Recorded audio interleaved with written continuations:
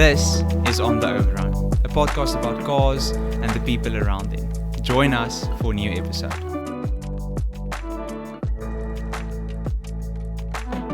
Amazing! Welcome back to On the Overrun. We are sitting in quite a cool office, and you can't see a majority of the memorabilia and everything that's on the walls, but let's just say it's very much Stuttgart, Germany centered. And also, when it comes to the media and the publications, it's very much UK centered.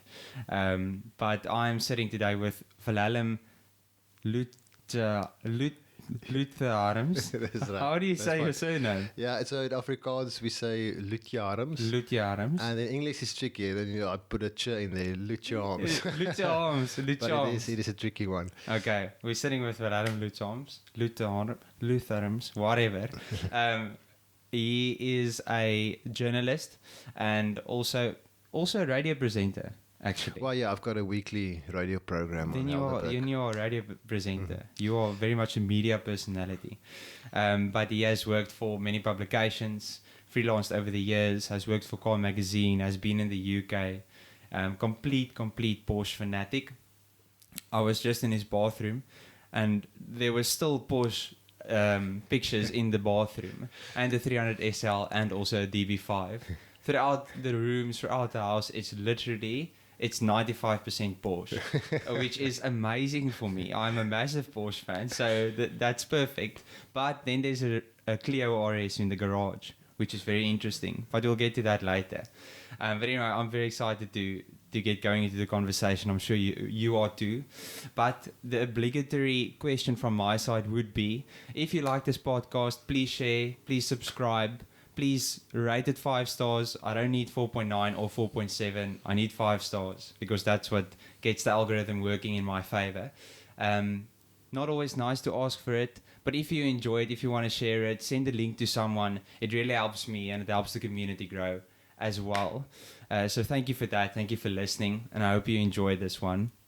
I think an hour would definitely not be enough to even come close to all the stories that can be told, but at least we get the car excitement senses tingling of those who listen. But Wilhelm, welcome. No, thank you. Thank you for your time. I really appreciate it. Anytime. Maybe let's just start off. Why did you decide to buy a French car when Germany is seemingly the favorite? That's very simple answer. So someone, after I bought the Clio, someone said, I never thought you're going to buy French. Yeah. Exactly like you're saying now. So, but that's not what it's about for me, French or German or American. It's about the car. So I think if and this is going to be a bit of not a slap in the face of Renault, but I think a positive thing, if Porsche made a hot hatch, that will be very close to it, I think. Yeah. And I think the same with the Pagani RS. Yes. Some of the leaders in the field when it gets to compact hot hatches. So it wasn't about a French or Italian, and I don't think you can buy a very fun German car for 110,000 rand. No, probably not. So I had to look at my budget, and the car must really appeal to me, and the running cost must be fairly low, and I look around, and that's what I decided on. Okay, well, we'll get into that a bit later. I am very much in favor of that purchase anyway, even though it's a French car, but we'll touch on it now. But maybe tell us, what is it that 6-year-old, 9-year-old, 12-year-old, 20-year-old Wilhelm saw or experienced that got you so hooked on cars? These 4-wheeled metal boxes that we like so much. Yeah. I didn't grow up in a car family. So what my mother has told me is like my granddad was a car guy. Okay. I didn't really know him. He passed away when I was like 6. He was a medical doctor in the Free State, and I mean, in the 50s, 60s, and 70s, I mean, the roads weren't, especially in the countryside, weren't great. He had to go out to farms. He drove on very bad gravel roads, so he he replaced his car every 2-3 years. But he loved cars. So my mother always joked and said, I got it from him. My mother actually loves the technical side of cars. She was always asking me, and I want to look, or she will say, I mean, years ago, she said to me, like, these are all these big SUV Porsches in the town. What are they?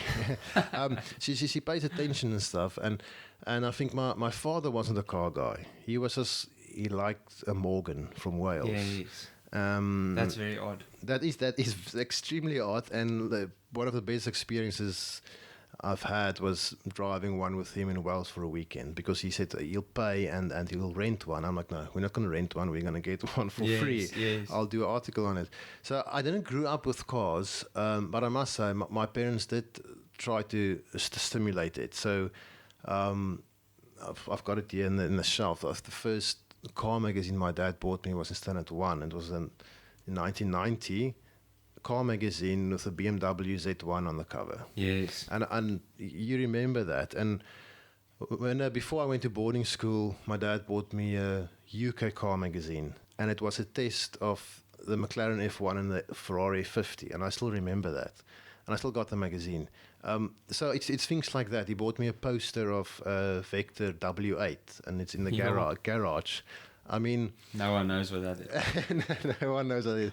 So I think it's the little stuff. And like I said, I didn't grow up in a car family. I didn't have car people around me.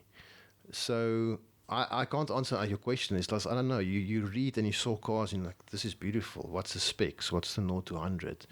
And then when I think it's actually more when I left school that it started, and studying, and then being able to start traveling a little and seeing more and experiencing more. But yeah, I think you maybe you're born with it or not, or it gets triggered sometime in your life. But so that's it. Yeah, it's very interesting that something like cars would hook someone. Like there's no real, I don't know, it doesn't seem like there's anything in particular that makes someone so crazy about it, and another person just couldn't care. Yeah. So it's very interesting. It is very, but it is very cool. And it's basically what you've been involved with for the whole of your life. Yes. So maybe take us through your journey, your career, until where you are now. How you got into journalism? Why cars? Why not like trees and stuff? You studied. You basically started studying off trees. So yeah, well, that was a bit of a mistake. So it's tricky because like we've talked before we started this morning. So I started with a bachelor's in science and plant biotechnology, and I made a complete mess of it. I wasted my parents' money. It lasted 6 months, and I was just like, after matric, doing chemistry and maths again. I honestly didn't survive, and you know what? That's okay. It's life happens, and you learn from it. Then I worked on a wine farm for a few months, which was good because you get up at like 5:30 and you come home at 6 and you are knackered. And you actually, after that, you get respect for people who do labor every day. It's something completely different. So, but it was fun. We spent a lot of time on quad bikes up the mountains outside Stellenbosch. And then I sort of found my feet and I realized, but I want to drive cars. That's what I want to do. How I get there, I don't care. But I want to drive cars. So I grew up with magazines. So I thought like, okay, let me try this. And a lot of people, not a lot, a few people said, oh, but everyone wants to do that. Every young guy wants to drive fast cars. And I'm like, but I really want to do this. So I went to the UK. It was it was 2001. It was an era where a lot of matrics went to the UK from South Africa. And I arrived there, and suddenly there are this plethora of like magazines on the shelves and new magazines coming. There's like 4 or 3 Porsche magazines, and then next month there's a new one, and some of them still survive today. And there's 3 BMW magazines, and there's Top Gear, and there's UK Car. So I arrived in London, and I first found my feet the first year or two, but you realize that like, there's this massive media industry, and there's tens of, probably a few hundred guys writing about cars. And the UK love cars. I mean, they've got track days. They've got the old World War II and 1 airfields that's converted for testing. So it was a lot of that, seeing that, reading that. I did a few internships at the magazines. They were very helpful. They got an intern every year, every week of the year, literally. Sure. That's what they do. And I think is what corporate South Africa can learn from a little. And then it was a lot of help from other people. I think you've had someone like Hannes Oosthuizen before on this podcast. So it's such a small world, because I met, before I left, Nicolo, who's now at SVI in Pretoria. Like, the people who love cars that are in the industry. So Hannes, another guy, I met Brett Hamilton. So they were at Car Magazine and Wheel Magazine. And so when I came back, Brett moved to Wheel Magazine. He was at Cape Argus in Cape Town, the newspaper. And he said, listen, go and speak to them. Spoke to them, got the job as a journalist. Small salary, worked from home. I was like, how am I going to make this work? Then Wheel Magazine, I got a job at Wheel Magazine. Wheel Magazine closed. That was end of 2010. Then I moved over to Car Magazine. And like they say, the rest is history. Yes. It was, and still is, magnificent. It was a great time. So much fun. It is a job where, I mean, there's ups and downs, but that's like 5% of the time. Yeah. It is interesting. It's fascinating. You meet fascinating people. But like I said, a lot of people have helped me along the way. And what you're doing with the podcast, it's phoning people up, listen, can I come and see you? I hear you've got a car collection. And yes, people want to share those car memories, the enthusiasm for their cars. And so through the years, I've met a lot of people. I've sort of branched out my freelance work a little. You need to. You can't sit in the corner in a like a media company just doing one thing. It's financially almost impossible to survive. So a lot of people have helped me along the way. Or someone will say, listen, so-and-so is importing this car, go and speak to them. Or yes.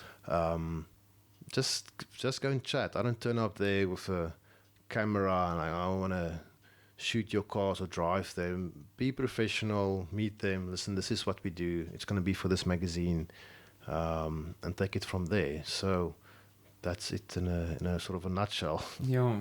So what I'm hearing is a lot of people's input, basically, right to where you are now. Yeah, definitely. And it really went from one person's opportunity to another company to meeting those guys. Yes, yeah. That's very cool. And I think a lot of the guests, obviously, previously I've had on is, a lot of the story, whether it's mentioned or not, is very much the same. Like, ultimately, you're not getting there on your own. No. But it's actually unbelievable. But I'm really just intrigued to know, you have honestly driven some of the most insane cars that are on the planet, not just in South Africa. So, funny story. So, a few weeks ago, I went to the archive in Cape Town. Okay. And there was one of, I think, two, if I'm not right, Bugatti Veyrons. Yes. That blue and the black one. Yes. Was there. And I think one of two in South Africa, I'm not sure. But anyway, I got to sit in the car for the first time. It was insane. Very, very cool. You sort of got an idea of what this beast actually is and what it... And you discover a few stuff when you actually walk around it. You realize that there's two exhaust pipes at the bottom that you don't ever see on camera. I didn't even know that. Yeah, so there's the middle one, and then there's two... It's sort of like the AMG GTR as well. Okay. As a similar sort of... It's sort of flushed away. You can't really see it. But anyway, just a really cool experience. And a few other cool cars as well. And now before this podcast, just looking at photos of cars you've driven in the past, I realized there were some familiar cars there. So point is, you have driven some of the most insane cars here and in the world. Yeah. How did that come to be? And why do you think you've gotten to experience all of that? A bit of what I've said before. So I try to make contact with these people. And I hear people must think, like you say, how do you do it? But it's very straightforward. So I try to be professional, and I will literally try to get a phone number. Like you say, it helps if one person refers you to another person. So when you get an article published on a W123 Merc, what, I don't know, 280E, then you can go to the same guy or another guy and say, I've done this, can I drive your Mercedes 190 SL? I'm like, okay, cool. And I think just be honest and explain to people what you want, because there's this rumor, not rumor, what's the wrong word? There's this viewpoint out there that journalists crash cars. And that is true and it's not true. Because now one person crash a car and it gets out there, journalists crash cars. So it's true and not true. Yes. Because it's just 1%. And listen, I've done some crazy stuff with cars, and thank God it hasn't been like serious. So we all are young, we're stupid, but you need to be professional with these people. I literally first go and meet them and say, listen, this is who I am, this is what I do.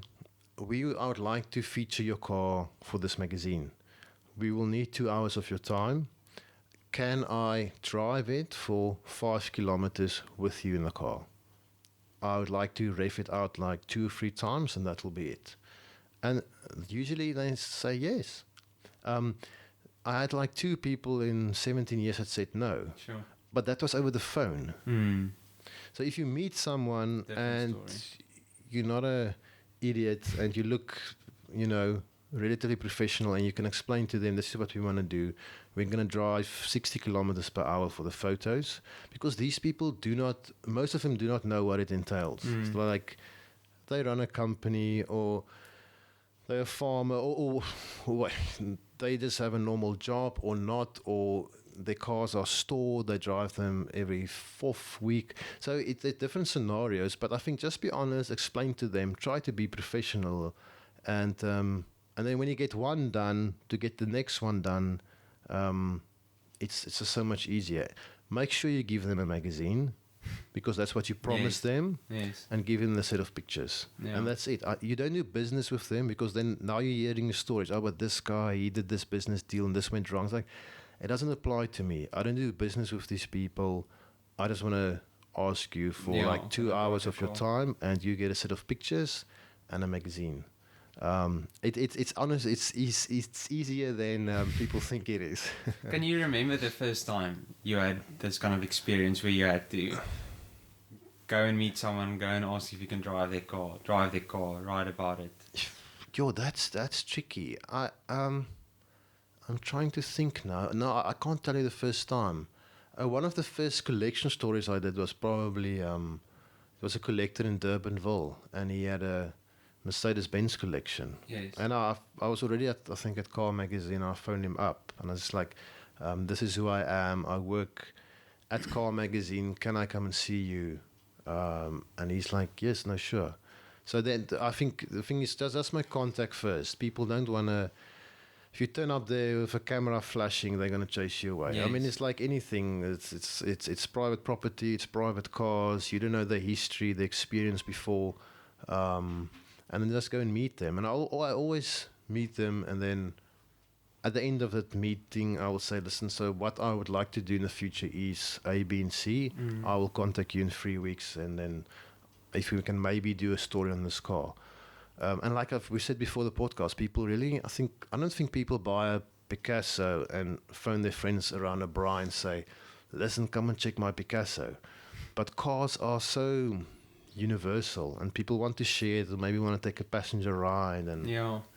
So I'm actually intrigued thinking about it. So working at Car, any publication for that matter, with these kind of stories that let's say you had to go do this collection shoot or drive now, was this all your own idea, and did you make it happen yourself, or were these sort of ideas or briefs or assignments given to you and then you had to go figure out how to get it done?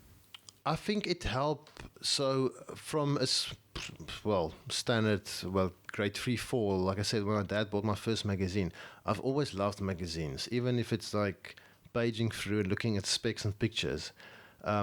so when I started doing freelance, I spent a lot of money buying magazines. And then you read them and you page through them and you look at the sort of content they're looking for. And at the end of the day, the editor, especially I think the last 5-6 years, before the editorial teams were quite big, Yeah. the editor is sitting there and he must fill the magazine this month and next month and the one thereafter.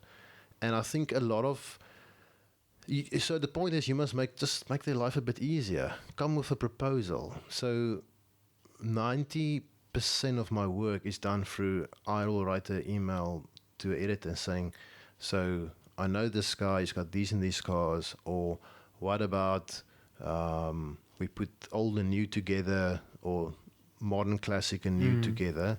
So just looking through the magazines, see what sort of content they're looking for, and then you must write a proposal. And that's not like a 3-page PDF. It's literally maybe 2 paragraphs. You must have a very good photographer. They must be able to capture the right pictures, guide them a little. The guy I'm working with now, he's been doing it for years, and I can just leave him. I can chat with the guy. I can leave him to go on with his work. So I think that's basically it. Yeah, you need to make their life easier. I write a little proposal, and most of the time they said yes. Interesting. Yeah. So a lot of it was actually your own initiative. Yeah, you need to sort of try. I mean, obviously you get your nose from the editor saying we're not really interested or this or that, but most of the time they're looking for content. We've got incredible roads in South Africa, especially in the Western Cape. Yes. We've got amazing cars here. We've got the scenery. I mean, you've got the whole European winter where they're actually looking for articles that's not shot in snow and ice, and you know what I mean. So when you send them now something from this side of the world, they're incredibly happy. Oh, that looks beautiful, because they must get someone that does it in Spain or somewhere else that doesn't look all cloudy. Yes. So we've got a lot of stuff on our side. That's very cool. I didn't think I've spoken about this to a few guests as well, but we don't always have the amount and the quality of cars that you find overseas and as readily available. Yeah. I think it's probably a bit more difficult to find. It is. But when it comes to our roads and our scenery, especially when it comes to content creation, yes, I think we are so spoiled. We are. I obviously haven't had the experiences that you've had, but I've had 1 or 2 on, for instance, Clarence Drive, and it's, you're blown away. Just the scenery, the quality of the road, it's actually insane. But sort of segueing off that, I'm curious to know, can you remember the first sort of really exciting drive you had? Thinking about whether it was at Car Magazine or even before that. What was the first really cool car you drove? Car where you were like super excited about? This is like the first real experience. I do. So I don't know, go one back. So as a passenger, it was, they can't see it on the camera, but there's a car behind you in the painting. It's a 996 GT3 Mark 1. And a friend of mine owned it. And as a passenger, you went up to 5 kilometers per hour shy of 300. And I was just like, this is not just the speed, but just the thrill, how stable the car felt, which is now probably not that more stable anymore compared to new cars. But I was just like the sound, how it handled. And if you look back now, what Porsche is able to do with 360 horsepower. Yeah, that car could do 300 with 360 horsepower. That's incredible. Yeah. So that was a passenger ride, but was that here in South Africa? It was in South Africa, yeah. Okay.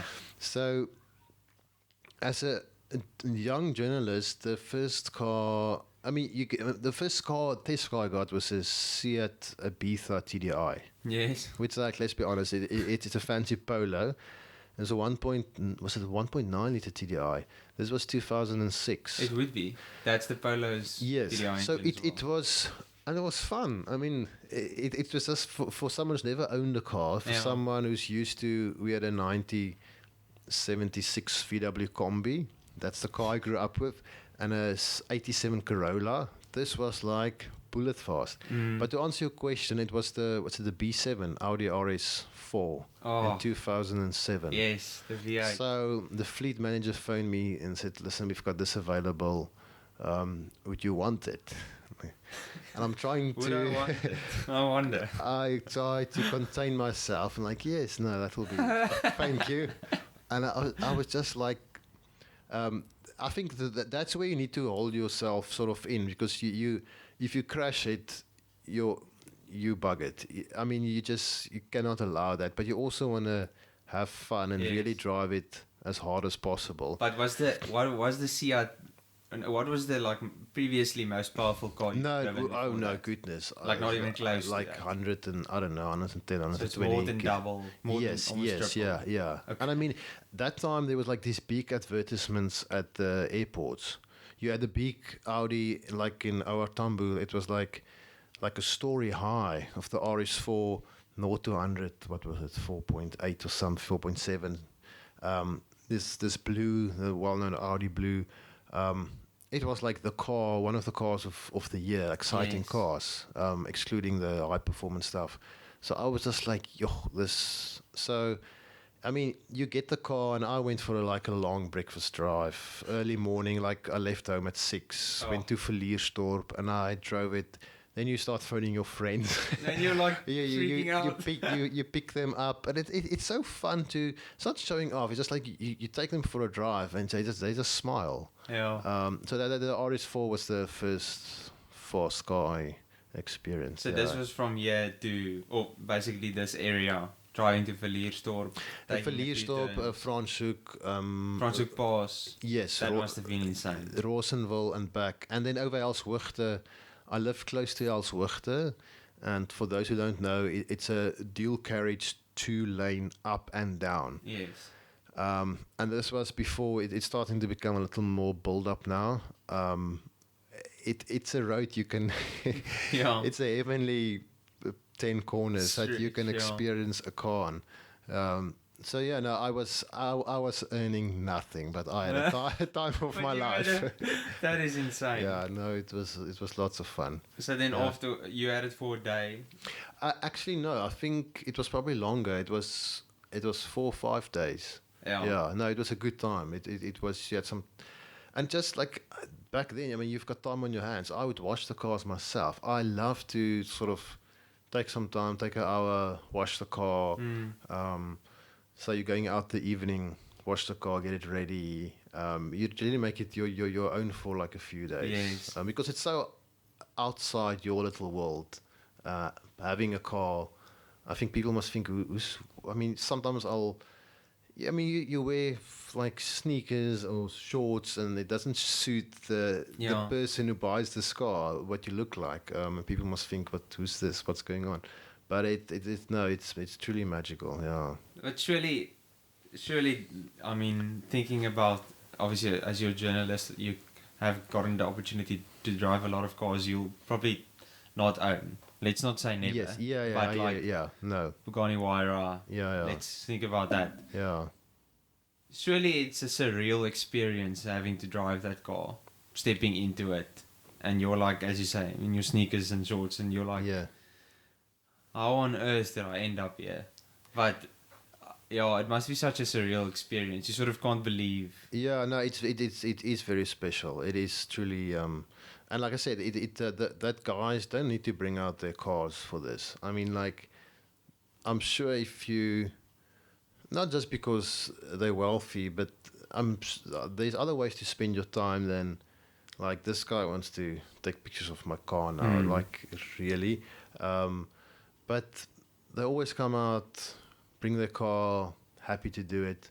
And I think it's more of, I'm surprised by the fact that they do that than almost the experience itself. Yes. But no, it is very special. It's that Veyron you sat in, I drove that earlier this year for an article. And the owner didn't tell me, listen, this is like so expensive car, please be careful and don't do. He was chatting to a friend, and myself and the photographer got in the car, and it was a quiet road outside Franschhoek. Took it for a drive down, turn around, and came back. He didn't even look my way. He wasn't like nannying me. I don't know if that was my car. Someone drove it. If I would have been that chilled, but I'm so thankful for it. So, yeah, and it is. And then like when you do that, really need to sort of relax, but just take as much in because you need to do must be so difficult. 1,500 to 2,000 words on it, and you're not going to drive it for like a day. You drive it for maybe 5 minutes, Yes, 8 minutes, 10 minutes, and then sometimes longer. Then you just say how does it feel, what does it do, what does the engine sound like, and take it on board to be able to tell readers about it. that must actually be such a difficult skill to have learned, the ability to. Because if I'm not going for a quick drive, you think about other stuff, or you're not even there really. Yeah. But now you have, let's say, 5 to 15 minutes quick drive of a car, and you have to take in as much as possible to ride as much as possible, as if you've driven this car for about a few days. Yeah. So that must have been a very difficult skill to actually learn. Yeah, I think you learn it over the years. But it is tricky. I've had scenarios where I don't even want to say how little or how few meters I drove it, 100 meters to say something. That is tricky because some of these cars are very expensive. They're not insured for me. Sometimes the owner will actually go through the effort and insured me for the day, which is very nice. But yeah, you just need to sort of listen, take everything on board, and the more you've driven, the more you can sort of compare or try to put readers in that space. I think it's difficult because some of these guys who buy the magazine or see there's a Veyron, they've owned this car. Yes. and they've done 10,000 kilometers on it, and now you've driven 5Ks. And what you're and writing. You like, this guy can read this and think like, yes, well, where's this guy coming from? So that makes it tricky. But overall, yeah, I think you must just put all your senses on hyper alert and try to convey to the reader. That's I think I actually had this conversation with a friend yesterday. We were at the office and we were just quickly walking to get coffee, and we walked past a B8 RS4. Oh, okay, nice. Now, this was obviously the estate or the wagon. Super sleeper. Like, you would not know what that car is if you're not a car guy. Yes. So you'll quickly see the badge and the red brake calipers, and you're like, oh wow. Yeah. But I love that. I really love that about that car. But anyway, that sort of sparked a conversation about, especially when it comes to reading about how certain cars drive, or watching YouTube videos of people like Chris Harris or Ollie Marriage, whoever, watching them drive these cars, speaking about the cornering ability and how the steering feel is and like how clunky the gear lever is and so on. And you sort of get immersed into that world. And obviously for me, I'm a car guy, so for years I would be watching these videos, and I would then watch a video about the new C63, and you would sort of in your head already try and figure out what that guy is going to say. And you sort of imagine yourself being an expert. The steering feel's not going to be as great because it's electric steering or so on. But there's actually such a disparity between journalists, the experience of what they write, and then your average guy climbing into that car. Because it's such a, it's so wild, it's so different from what you experience on your daily. So if I now, we climbed into the same B8 RS4, my experience of it would be totally different. Because I'm the average guy reading the column, and you're the guy who's had some experience actually writing about it and driving those cars. And how, as car people, we love it. We get immersed into all the detail, all the technicalities about that car. But then you drive it, and you're like, wow, it's fast. And then you go home because like that's just your context. Obviously, as you get to drive these cars more, then that changes. But it was just an interesting conversation about how you live yourself into this world that you actually don't have a lot of context about. And thinking about in journalism, it is really a skill, and it's just through experience that you actually write in such a way that the reader is able to feel I think like that you're in their shoes. I think that's the most important thing. I've met the two people you've mentioned. We flew Chris Harris out about 7 years ago for performance shootout, Oh my word. and we spent a day or two. We was about 2 days here in Cape Town, and that evening I sat next to him and we talked cars, and I interviewed him for 2 pages in Car Magazine. And super nice guy. I mean, he's a petrol head through and through. The way he straight said he's going to buy cars, he's going to sell cars. He wants to, when he's 75 one day, he wants to say he's experienced these cars. It's not about making money for him. And Ollie Marriage from Top Gear, he's also a super guy. And I still idolize those guys because they write really well. And they can drive. Yeah. Like, I can only dream. They are so, but the thing is, and if you listen to Chris Harris's podcast in the past, I mean, and I've seen Ollie Marriage, they've been on airfields for years, twice a week. Sure. Drifting cars. I've been in the back of a S-Class. This was like early 2000s, back of a S-Class. And they put the tow hook at the back with a camera on it. An S-Class with a tow hook. Yeah, they took the little plastic bit at the back out, put the tow hook in, put a camera on the tow hook. And then not the tow. Well, if you get into trouble, not the tow hook to. Sorry. I'm thinking about the. No, if you've broken down. Caravan. No, not that. Put a camera on it, and he was in a, what was it? This was early 2005 series. I can't remember the model code now. Is it E39? E39. Just after the E39, sorry, after E39. And it was a 535 diesel. He drove that thing like 5 meters from the back of the S-Class. And it's not like, what you and I will do, like, and it stops. Like, no, it's just keeping it there. But I think, and I've written about it often, not they, generally, you get journalists that can drive and can write. Sure. One or the other. And then some that's really good at both, and then some that's good in more than the other, than the driving or writing. So I think you try to be that balance, because not everyone wants to read about drifting a car. Most people who own McLarens, Porsches, Ferraris is never going to drift their car, but it looks good. The car is on its limit. Then you can really feel the steering, what it does. But I've probably done it 3 times in my life. And most of it was with like a bucky on a gravel road, which is the easiest to do. Yes. But I think you need to try to, like you say, convey the message to the reader. But I think the UK guys, some of the top UK guys are really, really good. Very good. But I think it's like you said, these guys for years have been twice a week on a airfield or a track or something like that.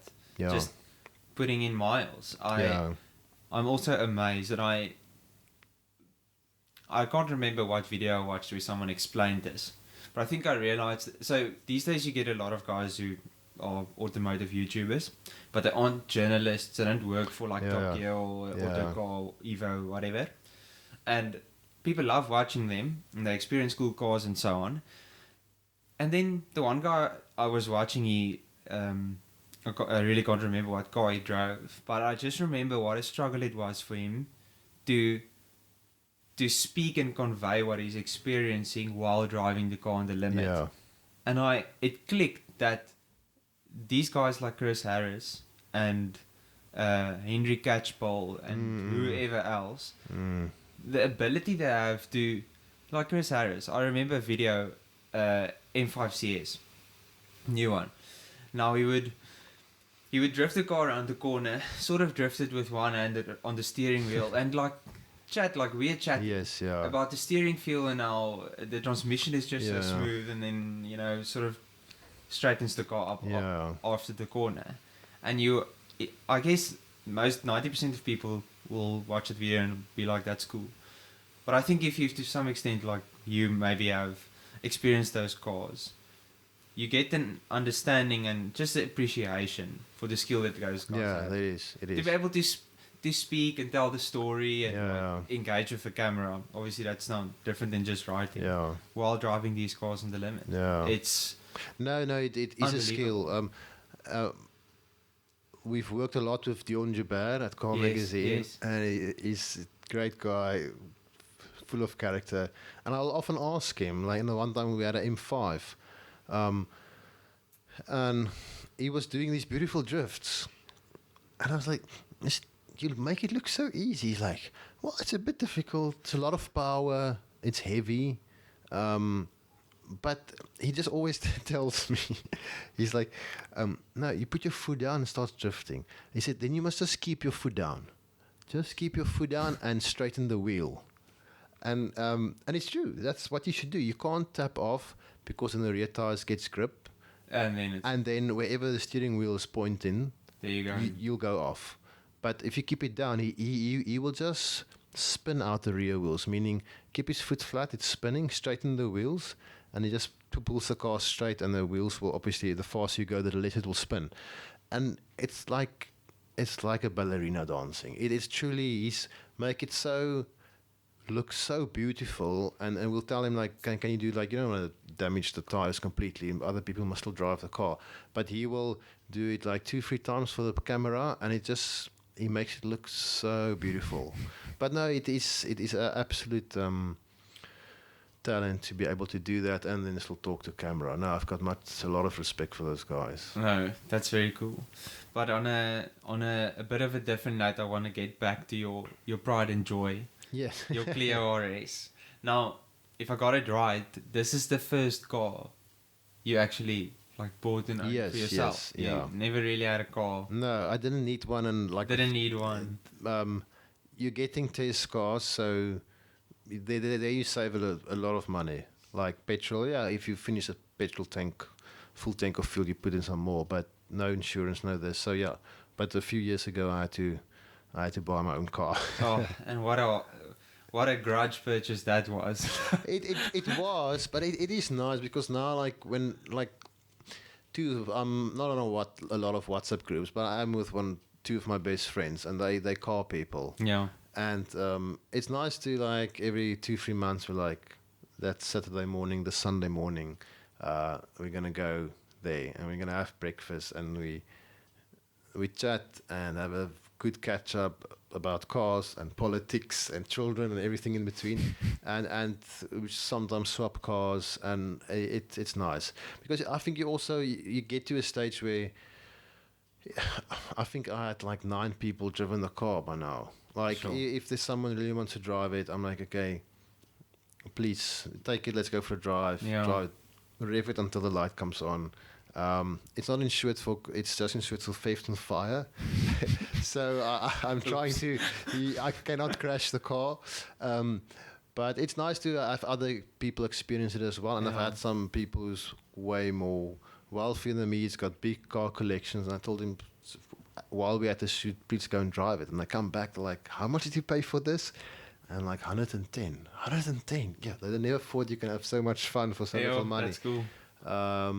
So yeah, no, I do like it. But tell me about the car. Tell me the specs. So it's a 2008 Renault Clio RS R27.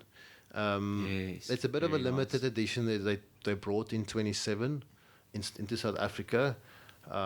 I've sort of made a rough list over the last. I bought it in 2018, so I've had it 5 years now. A rough list of when I see other ones for sale on Gumtree, or not Gumtree so much, more Auto Trader and Cars.co.za. So there are a few around. I'm sure there's like at least 5 or 6 not with us anymore. Yeah, I wanted to ask. Probably not 27 anymore. It's got stickers on it. It's got a sticker on the roof, the side, front and rear. But it's the cup chassis. So a normal Clio 3 RS doesn't have the cup chassis. So it's got the cups. It's a bit stiffer. 147 kilowatts and 200. It's 210 or 200. I think 215 kilowatts. I know the top speed and the Newton meters are very close to each other. So about 215 Newton meters, I think. 6-speed manual. The R27 was fitted with Recaro I won't say bucket seats, it's sports seats. Yes. Manual. And when I got it, I spent a lot of money on it because the previous owner parked it undercover, but the nose was sticking out. Oh. So the plastic was a bit discolored off the bumper. The bonnet was fine. So, and 3 rims were curbed. Oof. So I was just like, okay, front bumper respray, 3 rims repaired, respray. And then over the years, the aircon is not working at the moment. I'll admit, and that's an expensive job. But the rear bumper I've resprayed. The mirrors were scratched on the side. I've resprayed that. The door handles I've resprayed that. Resprayed the other day. So I've got one car. I try to keep my hand on it, but I absolutely love it. It's a bit noisy. The previous owner removed the center box of the exhaust system, the silencer box. There are still 2 in the rear, so it bangs and farts a little. Oh, that's cool.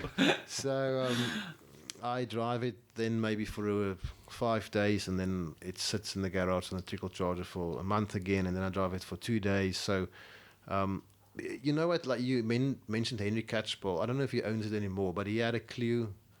I think a Clio 2 RS or Clio 1 RS 172. Oh, yes. And it had like 160,000 miles on the clock. Sure. And he did a video on that, and I mean he's driven everything like Bugattis and Paganis. Yes, no, everything. Yeah. And he said every time he comes back home and he gets into the car, it's like a Pallet cleanser. Oh, wow. And really that's cool. his, and I can so agree with that. The car's fun. It is light. It's not like so light. I mean, it's 1.28 tons, 1,280 kilograms. But it's got like sports seats. It's manual. You sit close to the nose. It's a small car. You can flick it around. Yes. I've taken it to Killarney with my wife for one track day. How did she experience it? No, she loved it. My friend was driving behind us in the MX-5, and he said through several of the corners, the rear wheel, for like a lot of the time through it's not like once, that's the rear wheel is just in the air. Yeah. And she was like, really? But this is what these hatches are known for. Yes. And honestly, if you dump 300,000 rand on me now, I will buy one and I'll just make it a track car. But like strip it out, put a nice roll cage in, yes, change a lot of the stuff, lighter wheels, and spend some time on selecting parts, and it's really and like I say, you can get a very nice one for 110, 120,000 rand, which is very much attainable. It is, yeah. So, no, I just need to mention this because otherwise you won't forgive me. But a friend of mine, he works with me. I told him I'm going to shoot with you this weekend, and you have a Clio RS, but I wasn't sure which one. And he also has a Clio 3. Okay. Like a blue one, but he has he's changed the exhaust, so it also pops and farts a bit. Yeah. And then he put like a massive subwoofer in. But his dream's also like next up Clio RS. Okay. So Milan, if you're watching this, the dream's sitting right here. They're wonderful cars. But you've mentioned the Killarney experience, but can you remember some other like memorable drives you've had with it? Stuff that'll really stick with you. I've driven it on. The Killarney was nice. I mean, it is like when I don't have a test car, it's my daily car, so I can't like really abuse it. It must I've had it 5 years, done 10, just over 10, 12,000 kilometers. So I haven't replaced the brakes or pads yet. Sure. I'm not big on a late braking or brake very hard, so I must look after it. So the Killarney experience was very nice. I would say, like I said, apart from that, it would be some trips with my friends early morning. Early morning's the best. People are in bed, roads are quiet. One of my, like you've mentioned before, one of my favorite roads is Clarence Drive to Royals, Pringle Bay. That's very special. I've had it on there once or twice. And then literally seeing the people's expression who's driven it. And just or hear them when they come back, or actually seeing my car Because once you own a car, you don't see it go. You don't hear it. I had an experience this week again when I drove someone's car, and it's like, it was so nice seeing it on the road. Seeing it, hearing it, because it's you driving. Yes. So getting someone to go in for a spin, coming back and giving their opinion about the car, what's good or bad. Yeah. I had a woman who I've known for 20 years drive it the other day, and he's got Porsches. Yeah. He's got Mercedes, and he shifted like 2-3 times. He's like, yes, but this gearbox is really it's like short throws, and there's no play in it. And nice to hear that from someone who's experienced and owned like a lot of cars. Yeah. So short drives, twisties. I mean, on the open road, I had it through the gears close to its top speed, just to say you've done it. But yes, you need. It's through the corners once it's settled. The steering feel. Twisties, which we've got a lot of, thankfully in the Western Cape. That's really fun. Yeah. That's really fun. So, let's say it's 5, 10, maybe 15 years down the line. Yeah. Business has been booming. You've been really blessed. That question. It was going to come, but I'm sure you've been thinking about this for the whole of your adult life, even childhood life as well. But business has been booming. It's been going really well. And your wife really loves you, and she allows you to make the decision to sell the Clio and buy that dream car you have in mind. Now, when I say dream car, there has to be limitations. Yes, because that I mean, dream car is Bugatti Veyron. Like let's go a bit more attainable. Realistic. Yeah. Okay? So you must give me a budget. Think of, okay, let's say. Can I help you? Give me 2 budgets. Give me a very low one and a medium or high one. Okay. So I would say first one is sub $1 million. Okay. And second one is sub 5 million rand. Which you can buy pretty much a lot of stuff. You can't buy a Aventador. You can buy a high mileage Aventador. But are those the only 2 rules? Those are the only 2 rules. And then at least okay, let's say the under sub 1 and sub 5, and your wife has to approve of them. I've got a good wife. She wouldn't interfere. I think as long as she's got something proper to drive. She gets to speak. Sub 1 million is actually a lot, because realistically I would be happy with, if you say 400 or 350. Okay. I'll buy a Cayman late 2000s Cayman S manual. That one day, hopefully. It's a bit unpractical. I actually need 3 seats. Yes. So McLaren F1 will also do that. But I need sort of 3 seats. But maybe one. I think that is absolutely Cayman S manual. You don't mid-engine. You don't get close to that. So having said that, to answer your question, I love.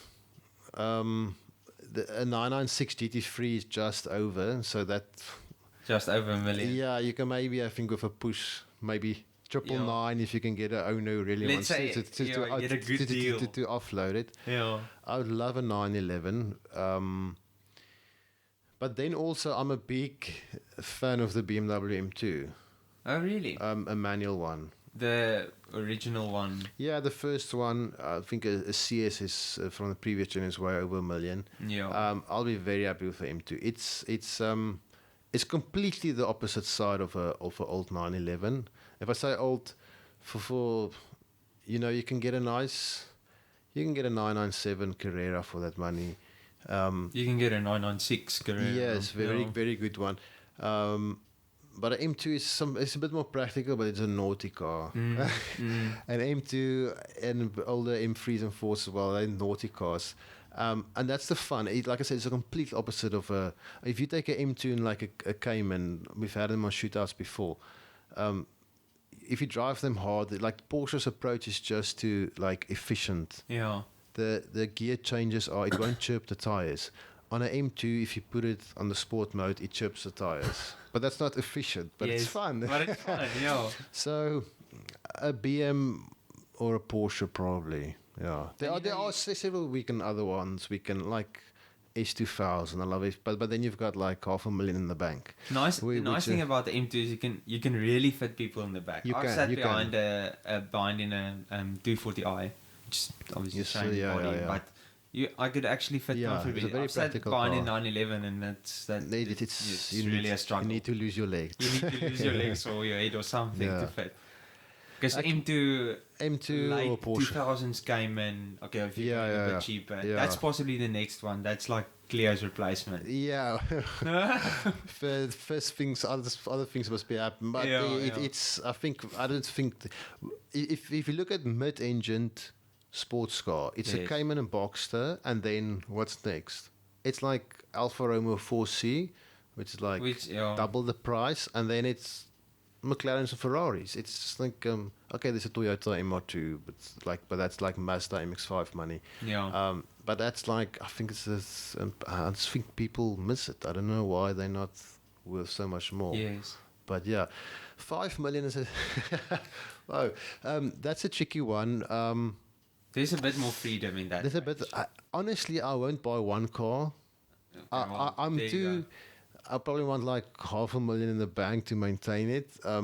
But that's a very tricky one because now you in the territory of like serious supercars. We've only discussed second-hand cars now, and I would probably stay with that. Yeah. Because I think you get so much more value going second-hand. Yes. Than paying that amount of money for a new car. I would probably, honestly, if you give me the money and put a gun to my head, I won't buy one car. I'll probably want to own like 2 or 3 different cars. Okay. And if a Porsche 911 GT3 or GT3 RS 997. I had this conversation with someone this week about 997 GT3 RS, a 4.0, the white one, limited one. That's like 6-7 million. Yes, I was thinking. But a 997 Mark 1 GT3 is 1.5. That's like 85% of experience. Don't let anyone fool you. Yeah. Yes, this car is a bit faster. It's special. It's got engine. Exactly. So still manual. For 1.5, you get 85 of the experience. Yes. Yes, thank Done you. Deal. I wouldn't mind a manual Ferrari. Oh, really? So like a 360? 360 or 430. I've driven a 430. It's not scary fast. It's small, engine behind you, short nose, fast enough. Sounds amazing. It sounds amazing. Maybe rather a 458 Italia. Okay. And a GT3 997 Mark 1.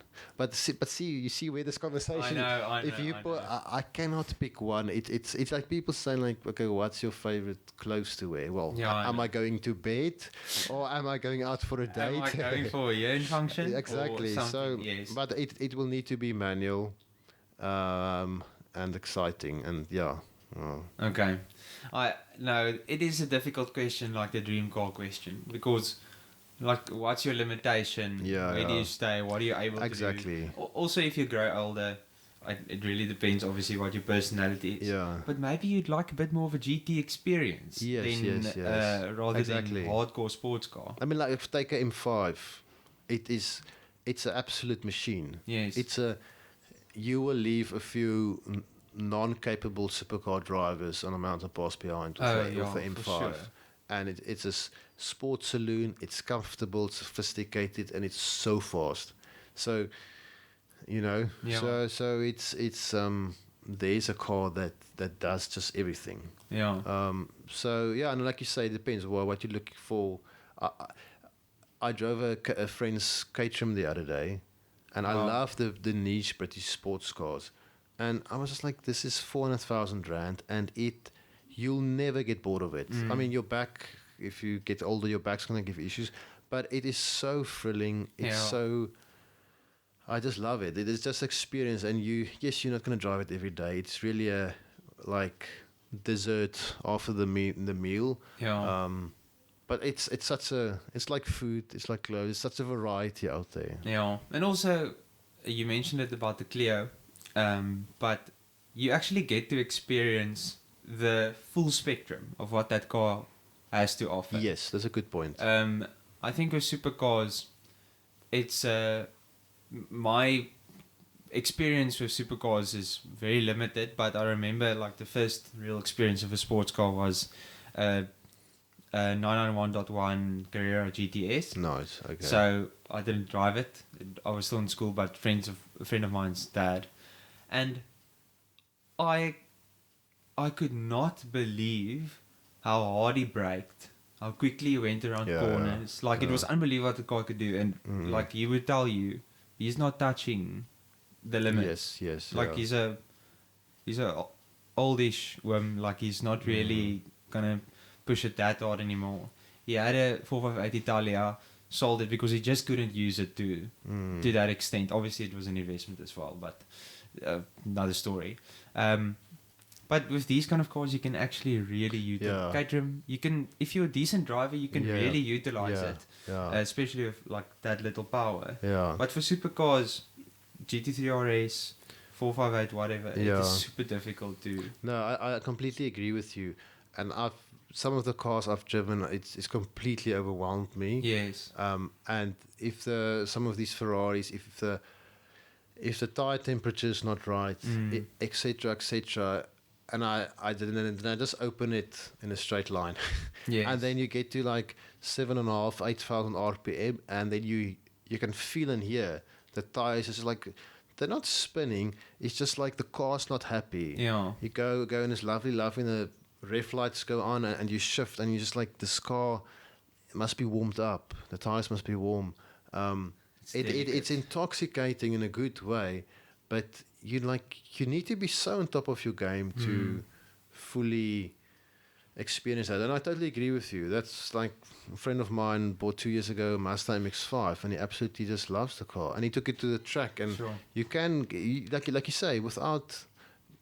I'll give you that clue, and I promise you within an hour of 10, 15 laps of Killarney, you'll get to the grip limit of that car very easily, because you start feeling it and it starts moving, and that's fun. That's really fun. Yeah, and I think, especially for you, who's experienced and has the privilege of being able to experience a lot of supercars and high-end cars, it probably is more fun driven now and then, especially on special occasions. Yes. You can stand in the garage, but it's going to cost you a lot of money. And you're not going to maybe not even use it every weekend. Yeah. So to have something nice that's in the garage now for whenever you want to use it, but sort of having that cherry on the cake. No, it is like nice. a very nice culinary experience, going to Overture or whatever. Yeah. Sort of a once in a lifetime, or once in a while. No, it is nice. So I do enjoy it. I think, there's a lot of ways you can go, but there's a lot of value in actually having something you can fully utilize. Yeah, definitely. Definitely. But just last question: when you've obviously had insane experiences with cars, but is there something on your mind or been on your mind for years that it's sort of like that last bucket list? Is there something, a car, a road, a type of experience, an event you really, really would love to experience still? Something that you haven't ticked the box yet for? In terms of events, I think there's in Europe and maybe America with like Monterey Car Week, but in Europe there's maybe, I've been to Goodwood Festival of Speed, which is absolutely awesome. And you say tick the box, but I think you can go every year. It is truly incredible. Maybe the other one, Revival, which is cars up to I think the late 60s. I love to attend that because I've heard so much good about it, and the experiences, and how everything is I think, like I said, in 1970 or something. The cars, I just think that was to some extent some of the very, very beautiful and interesting years of motor racing. The cars, they're now worth a fortune, but to see them now race, I think will be phenomenal. So in terms of attending an event, I think that's up there. That's really difficult. I think to I've done it, but I would like to do it again, and so it's not quite answering your question, but to spend like a week in Austria and Switzerland driving the mountain passes Yes. with I can't tell you what car because that will depend who's with you and Yeah. what's happening, but I've done it before to extent and listen, their roads aren't particularly like perfect. I mean, they've got No. snow and ice and so the quality of our roads here in some parts of South Africa is actually way better, but that would be, and I can't, like I said, I can't tell you what car, but a fun car because there's just it's just the amount of mountain passes, and I remember taking a map and just like I want to go there, and you go down the valley and you go up this little road, and yes, they strict on speed and stuff, but once you leave the main roads, it's fairly relaxed. So I think that would be one thing to still do. Yeah, that's more than just a pallet cleanser. Yeah. No, that's special. They've got like hairpins. It's just hairpins. Yeah. It's lovely. It's And lovely. the scenery is just amazing. Yeah. No. But Wilhelm, I want to thank you. Thank you. I really Thank you for your enjoyed the time. conversation. Anytime. I think there's obviously a lot more to touch on, but very cool to hear some of your experiences and your what you found how it's just being in the car industry and so on. No, and, anytime.